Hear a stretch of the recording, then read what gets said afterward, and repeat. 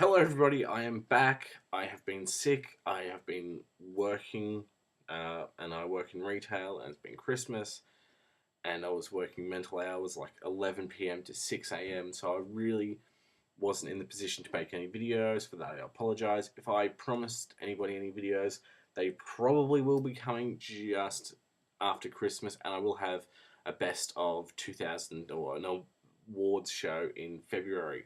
Hopefully, I am working on it already, I promise. Also, I'd like to thank everybody who helped me get 17,000 views on my top 10 injuries and physical deformities video, and my 700 subscribers for being subscribed to me. I'd also like to plug Samuel, I think that's how you pronounce it, 777, a link to his channel in the description box.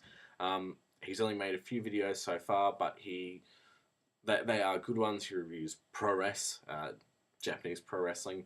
I can't say Puro anymore, or Daniel Talks Pro Res will flip his shit and have a go at me because that's what he does, because he hates everyone because he's a bitter cunt.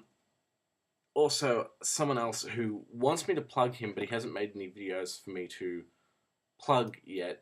Kyle, you've got to make some videos. I'm calling you out. Make a video. Who cares if it doesn't get any views? You're never going to get any views unless you make a video. Stop making excuses. Make one. You've got all sorts of videos here on YouTube about other things. I know you've got a camera. I know you've got the free time. Make a video. I don't care when you start. Just make one. I want to see one as soon as possible. Don't make excuses. Do it, and I'll plug you. Don't worry. And for anybody else who's interested in making videos or who is making videos, send them to me. I will watch them. I do have the spare time to do it now. I'm not guaranteeing I'll plug you, but if you continue making good videos, then it's inevitable that I will do it in time. Unless, of course, you get more subscribers than me, and then I won't see the point, and I'll get all bitter and shitty with you. But yes, onto the review of Youshoot with Jim Cornette, and there's Monoxide right there. He's at the end of the second disc. My friend lent this to me, and I actually watched this before I watched the Dixie Carter one. I really couldn't be bothered watching the Dixie Carter one.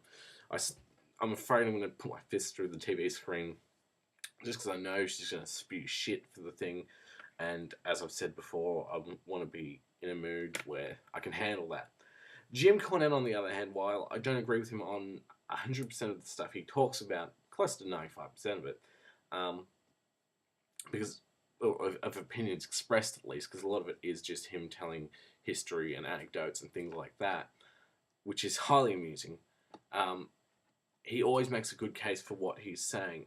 One thing I don't agree with him on is when he talks about CZW. If you've seen recent CZW, it's not really the same. Well, there is many aspects to what that still exist in it that he complained about, but for the most part, it has really cleaned up its act.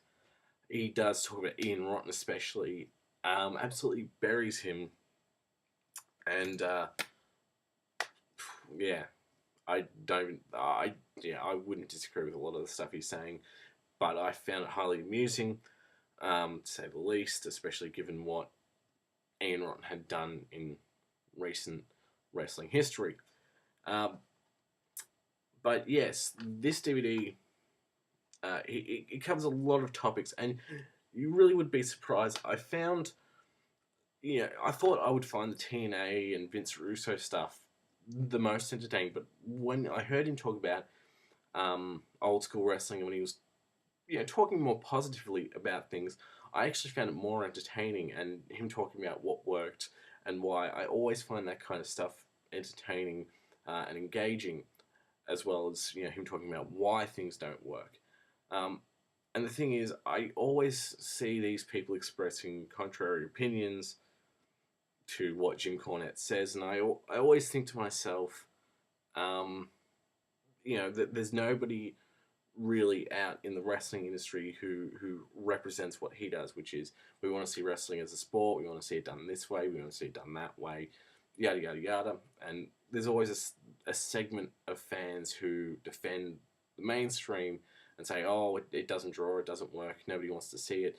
But when you have someone in the industry actually saying, or who has been in the industry as much as Jim Cornette has, saying what you want as a fan, it is very reassuring.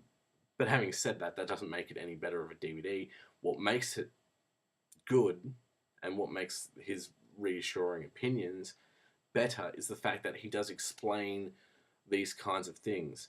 And there's, as I said before, I think I said before, I may have said it in a previous take, there are a lot of amusing anecdotes, a lot of things that I didn't previously know in there, like when a wrestler in the South, when Southern wrestling was at its peak, and fans thought it was real, and a heel wrestler died, and they announced it, the crowd would pop, and fans were happy that that person had died. I found that slightly disturbing, but at the same time very amusing. So there are a lot of stories like that that I find, slightly disturbing, things from wrestling history, but still quite amusing.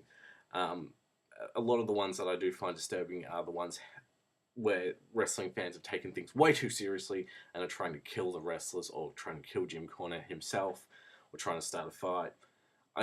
In this day and age, I'm always like, you think fans are smarter? Well, at least you hope they are. And then, Chris Jericho punching a woman in the face in Canada kind of makes you think, maybe the whole world isn't like that. So maybe the South still exists somewhere.